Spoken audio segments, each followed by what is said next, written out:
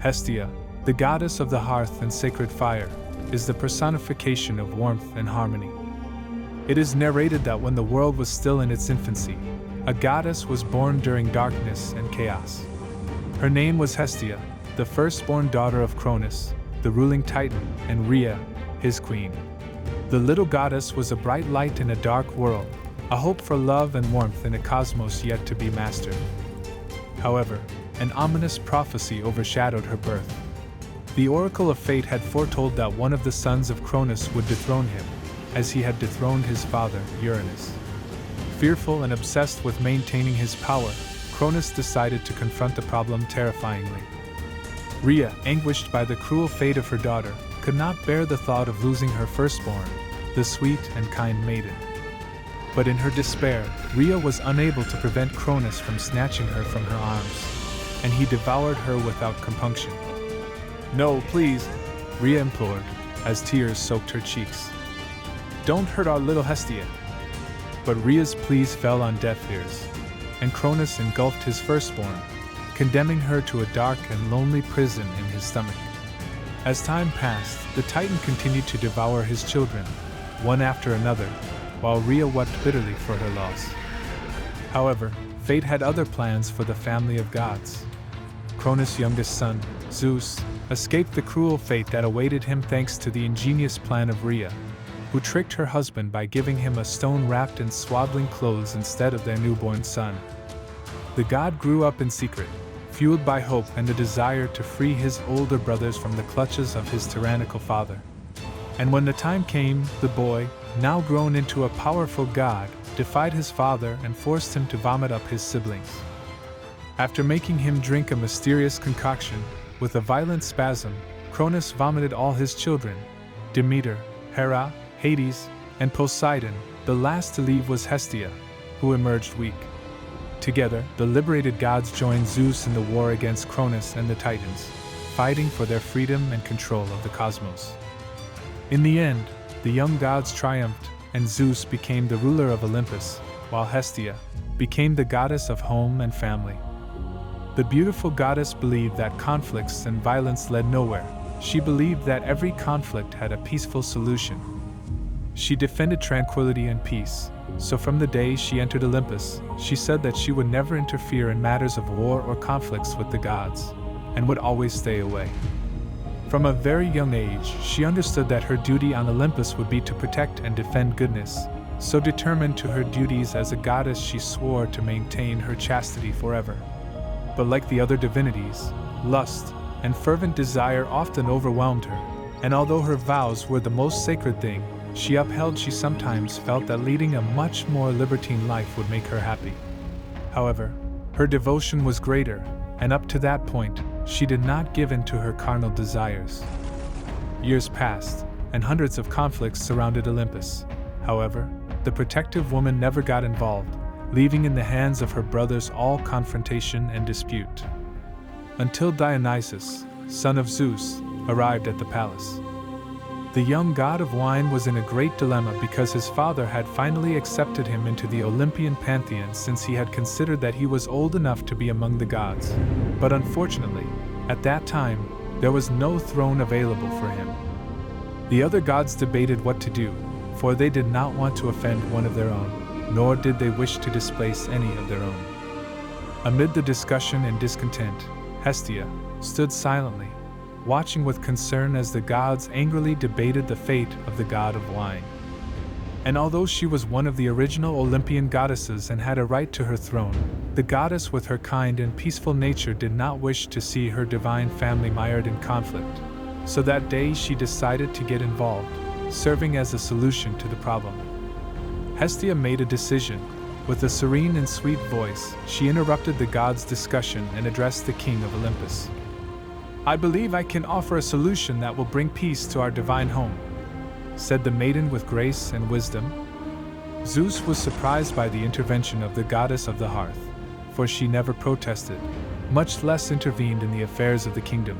So in such amazement, he heeded her words. "Tell me, what is your proposal?" said the king, very puzzled. With a look full of love and understanding toward Dionysus, Hestia continued. I am willing to cede my throne to your beloved son, the god of wine, so that he may have a place among us. In return, I wish to keep the sacred fire of Olympus." From time immemorial, the sacred fire burned at the heart of Mount Olympus, a symbol of the light and life that the gods bestowed upon the world. This flame represented the unity and protection that the gods gave to humanity, and someone needed to care for it to ensure its perpetuity. The goddess asked for the title of guardian of the divine flame, for some time ago. While walking through the halls of Olympus, she came to the heart of the palace, where the bonfire burned with a bright and peaceful light. Hestia felt an instant and deep connection with the flame, as if she had found her divine purpose. She approached the fire and, at that moment, understood that it was her destiny to care for and protect him. The gods, amazed by the generosity and sacrifice of the divine woman, were silent for a moment before Zeus responded. "Your loyalty and dedication to your task are admirable. I accept your oath of virginity and grant you a place at the center of Olympus, where you will tend the sacred fire for all eternity." Dionysus, deeply moved by the gesture of the already guardian of the forge, bowed to her in gratitude and spoke. "Hestia, I will honor this throne and your sacrifice by ruling wisely." From that day on, the goddess devoted herself to her task with love and devotion. Every morning, she rose before dawn and fanned the sacred flames, making sure they would never be extinguished. With her gentle hands, she fed the fire with celestial wood and the fat of sacrificed animals, and tended it with great love and attention. Time passed, and the goddess of the hearth fervently protected the sacred fire that burned in the heart of Olympus, demonstrating her great gift and wisdom. Her beauty and grace were unmatched, and her heart was as warm and generous as the flames she guarded. However, the goddess was also prey to the desire that surrounded Olympus. Bored and tired of her immaculate life, she thought of exposing her baser instincts by letting out her hidden lust. From the top of the palace, she began to look for those who would be her victims, and in the distance, she managed to see Poseidon. As soon as the beautiful goddess realized that the god had set his gaze on her, she began to undress, calling his attention even more, and with her hands she ran her beautiful figure. Poseidon, the mighty god of the sea, observed the beautiful young woman from afar, and his eyes were captivated by her radiant beauty and exceptional sensuality. He wished to have the maiden as his wife and immediately approached her with a proposal. "Hestia, lovely and beautiful goddess, will you agree to be my wife and reign by my side in the depths of the ocean?" asked Poseidon in a deep voice. The goddess of the hearth, seeing her lustful longing fulfilled, quickly covered herself, trying to hide her desire, and with a soft but firm voice answered, "God of the oceans, I thank you for your offer, but my heart belongs to the divine bonfire and my duty to protect the homes and families of mankind. I cannot accept your proposal, for I wish to remain a virgin and dedicate my life to this cause." Poseidon was astonished at the goddess' answer, for he did not believe that anyone could refuse him, yet he never gave up the idea of possessing her love. That same day, Apollo, the god of the sun and music, also fell in love with the virginal goddess and approached her with his intentions, for unwittingly, he had also witnessed the impure act of the maiden in his desire to attract attention. So taken by her beauty and slender figure, he said, "Hestia, your light shines as brightly as my own, and I would like you to share your life with me, so that together we may illuminate the world." But once again, the mother of fire flatly refused the offer of marriage, standing firm in her commitment to her duty and her desire to remain pure. "Apollo, I am flattered by your proposal. My life is dedicated to the divine flame and the protection of homes. I cannot marry you, for I have sworn to maintain my virginity and honor my purpose." Apollo and Poseidon, wounded in their pride, engaged in an epic duel for the love of Hestia. The sky resounded with the music of Apollo's lyre and the thunder of Poseidon's trident as the gods battled in fierce competition. However, the beautiful goddess stood firm in her decision, and in an act of wisdom and courage, she presented herself before Zeus, the king of Olympus. "Great Zeus, I ask you to put an end to this quarrel between the gods. I have sworn to keep my virginity, and I do not wish to marry any of them. I ask you to respect and protect my decision," pleaded the divinity. Zeus, aware of the girl's pure heart and her devotion to her vows, granted her request. He summoned the rival divinities and ordered them to stop the conflict. Hestia has decided to maintain her chastity. You must respect her choice and cease your quarrel at once. She is a noble goddess, and she will be honored, the gods sentenced. The gods, though reluctant and with wounded pride, had no choice but to submit to Zeus' decision and the will of the guardian of the sacred flame. Their hearts still beat with unrequited passion, but both understood that they must respect the wish of the goddess of the hearth. Apollo approached the maiden humbly and said, "Hestia, forgive my rashness and insistence on my selfish desire. I accept your choice and promise to honor your chastity." Poseidon, though more reluctant to the idea, for he knew that she had provoked everything, also approached the divine woman and uttered his words of repentance. "My heart still yearns for your love, but I understand that it is not my place to defy your oath." With wisdom and understanding, the goddess accepted the god's apology.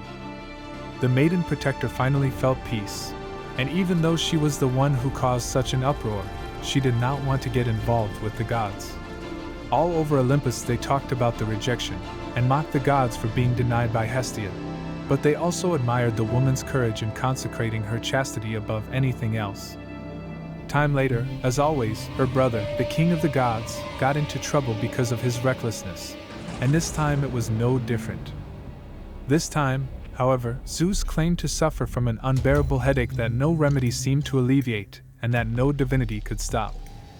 Hephaestus, the blacksmith god, obeying the king's orders, took his axe and split the great god's head, so that only this would ease his suffering. But as soon as the skull was opened, a beautiful woman tried to come out. It was the goddess Athena, who emerged from the king's head, fully armed and ready for battle. As the gods and goddesses watched in awe, the guardian of the sacred fire stepped forward with serenity and grace, ready to assist in the birth of the new goddess. With her soft, caring hands, she held the head of Zeus as Athena emerged from within, and then assisted her in her first moments in the world. With the consent of the father of the gods, the mistress of the household assumed the role of nurse to Athena, teaching her everything she knew about Olympus and its inhabitants. The protective goddess shared her wisdom and unconditional love with Zeus' new daughter, establishing a deep and indestructible bond between them. Thus, like Hestia, Athena embraced chastity to focus her energies on her quest for knowledge and the defense of the cities and their inhabitants. Similarly, Artemis, the goddess of the hunt, chose chastity to protect her freedom and independence, vowing never to allow romantic love to hinder her divine mission. The three goddesses were recognized for their admirable vows, rejecting everything impure and lustful that surrounded them on Olympus.